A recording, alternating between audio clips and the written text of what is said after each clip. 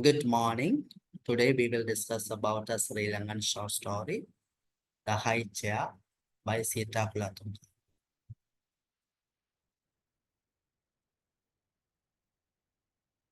Since this story is about the social divisions in the country, we need to understand certain terms.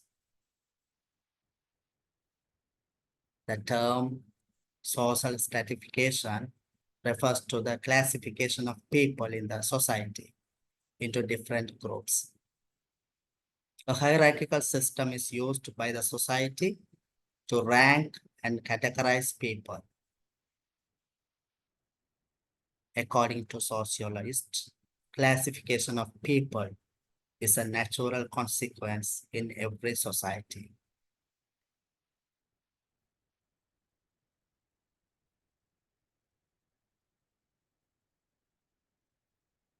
Various social stratification systems are used throughout the universe to categorize its members. Sri Lankan society is categorized using 4 key elements. They are caste, class, gender, and ethnicity.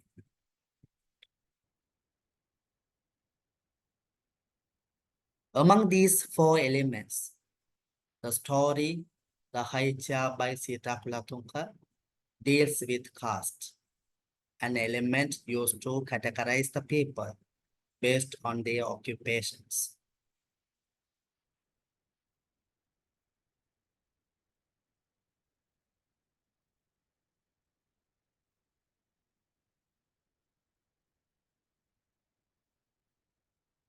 What is caste? Caste is a system which denotes the division of labor and power in human society. Historically, it has been introduced to our country by Prakrit language speakers from North India. It is related to economic and cultural arrangements in the society. Each caste is strongly associated with its traditional occupations. Members in each caste performed their unique hereditary caste occupations. For example, according to researchers, Vallala caste is considered as the dominant caste in Jaffna Tamil society, while Vanna, Ampata, Pala, Nalava, and Paraya form bottom layer of the caste system in the country. These terms are used in Tamil language.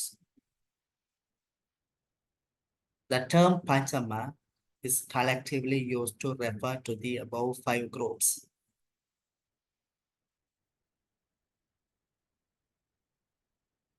In Tamil society.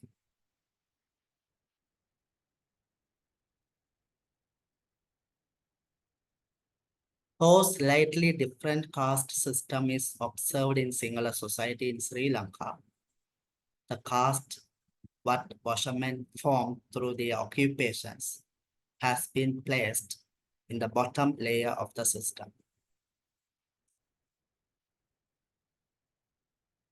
The term Ratha was used to refer to them in Sinhala. Religions such as Hinduism and Buddhism express their diverse ideology through their religious doctrines. The story, The High Chair, is about different forms of caste discrimination observed in Sri Lanka. The story speaks about Prema, a female character who belongs to Dobi caste, which is regarded as a lower caste in the hierarchical structure of the Sinhala society. In the era when there were no washing machines, the members of this caste washed the clothes of the upper caste people to earn their living. It was the main livelihood activity of these people. This is how the manpower was used to execute many routine works in the past. Caste-based discrimination, which was experienced by the members of this caste in different parts of the country, is clearly portrayed in the story. The high chair is symbolical as it denotes the upper caste in the society. It is associated with power, status, privilege, and authority.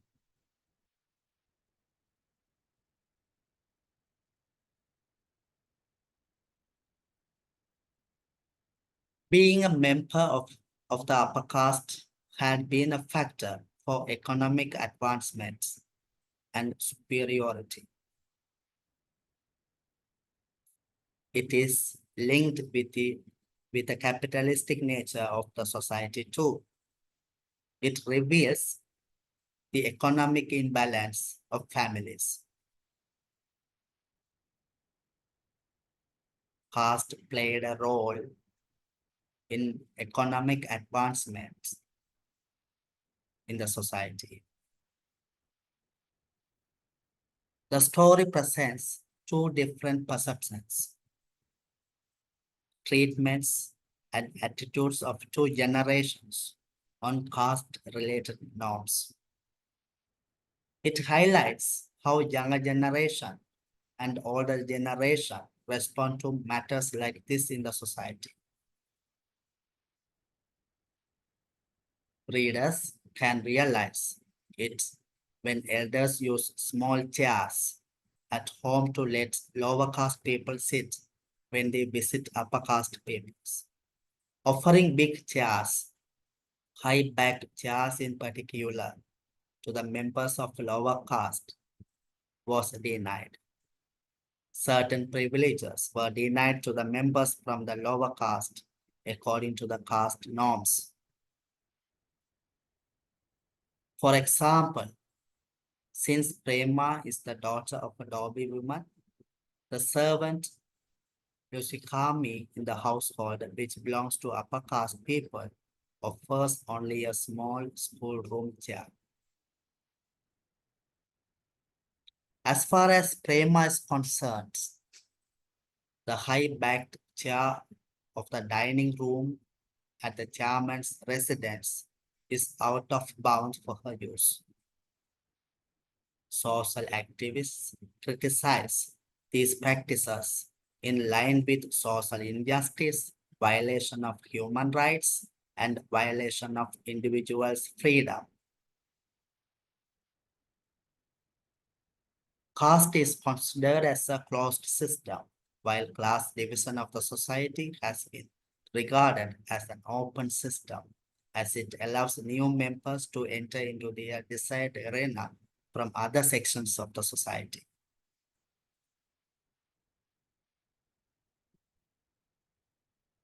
According to the history, people from the upper caste enjoyed their caste-based privileges in the pre-colonial Sri Lanka, as the society was built in such a way.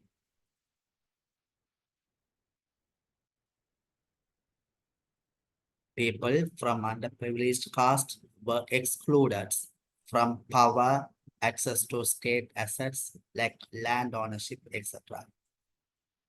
State used caste-based service tenure system to generate revenue for the state and its officials. However, this system was abolished through Holbrook Cameron reforms.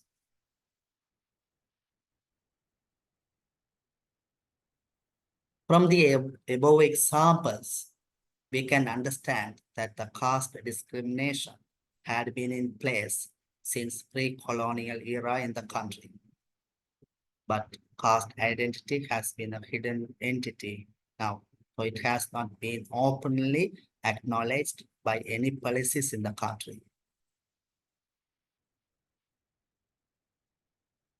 Practices of the people strongly reveal the notion of inherent superiority and inferiority associated with this phenomenon.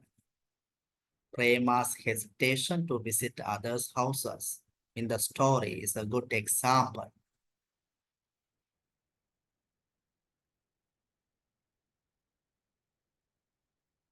It is evident that the honor and human dignity have been questioned among people due to caste consciousness.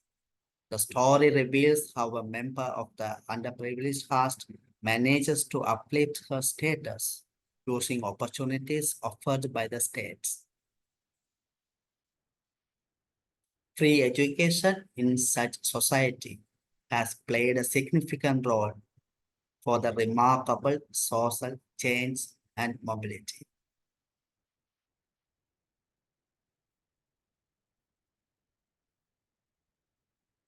Further, caste consciousness created poverty, landlessness, low human dignity, unemployment, and poor living conditions. Certain members, young members in particular, underwent pressure to pursue their relevant hereditary occupations. Young generation did not like to follow their parents in terms of their traditional occupations.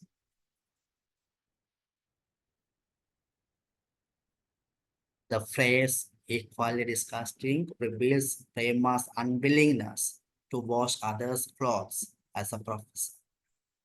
The writer pictures the typical routine life difficulties of washermen. The terms nausea and disgust from the story highlight the difficulties of the work. The mainstream in the story did not respect Prema and her family due to their vulnerable position in the society. However, the people were excited to hear the news of her achievement in education. It is evident when they expressed their excitement when Prema was selected to have university education. On the other hand, it reveals how the children of marginalized groups manage to succeed in their respective disciplines using limited opportunities and resources. People, irrespective of their social backgrounds, caste in particular, received a free education in post-colonial scenario, which enabled them to experience social mobility. Children receive free education in Sri Lanka. The roles of schools and universities in this regard are significant. Money and education have been regarded as the breaking key factors of certain caste-related social norms in the story. It emphasizes how poverty further weakens this society. The theme of poverty is discussed in detail. The vulnerability of this female character is intensified as they are not rich enough in the society. Education has helped people to have mobility in class-conscious English society. Similarly, possibilities for social advancement have been elaborated through education in Sri Lanka too. The story reveals the manifestation of the social marginalization and social pathology. However, this condition was changed due to new opportunities emerged due to education and globalization. Final part of the story explains this condition well. The story highlights certain social issues such as inequality, discrimination, social rejection, religiously articulated notion of untouchability. It articulates the challenges and psychological depression of bottom layer of caste system in the country. The story transcends humanity and sensitivity. The writer internationalizes one of the prominent social issues that had been unfavorable for the unprivileged groups of people in the country.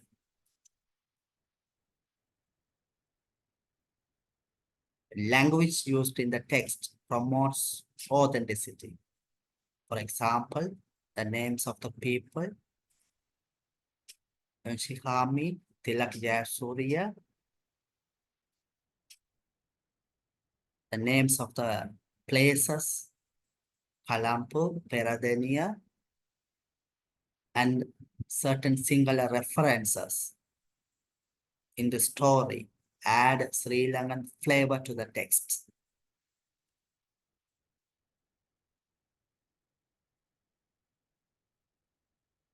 You can read the sentences in the slide for your further reference.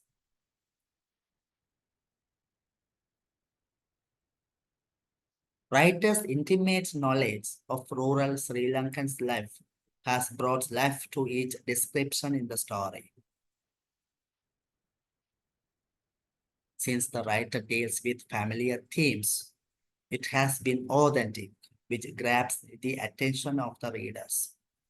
The reference of American black in the story is an allusion for the journey of discrimination and freedom struggle experienced by the marginalized people in the country. The terms such as humiliations and subtle cruelties and substantial impediments elaborate the types of torments Prema experienced in her life with caste-conscious people. Her collection of memories too harassed her in her life. The verbal abuses what Prema underwent during her school time are clear examples how the children of underprivileged caste experience unpleasant time in the multicultural environment during their childhood. However, at the end of the story, Tilak, the boy from the upper caste, offered a tall, high-backed chair to Prema. Further, he made an emotional appeal towards Prema to have her seat. He expressed his excitement when he meets Prema in his house.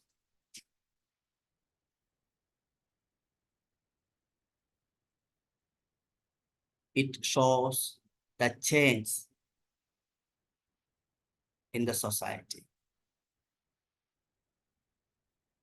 the change in people, in people's behaviors.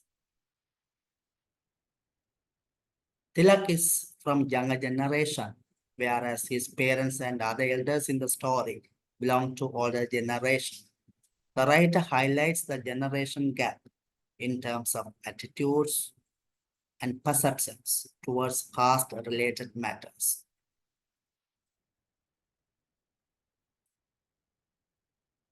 It is the real emancipation of marginalized people in the society.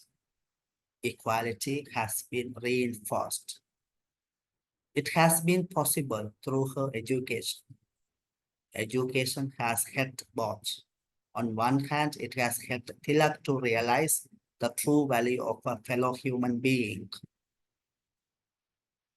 On the other hand, she is respected as she studies in the same university where Tilak reads for his degree. The author explains the changing texture of our social fabric clearly in the story.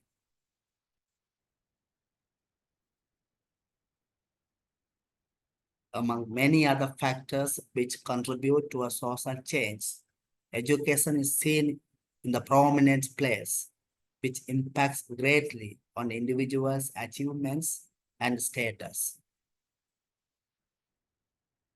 That is the end of the discussion. Thank you.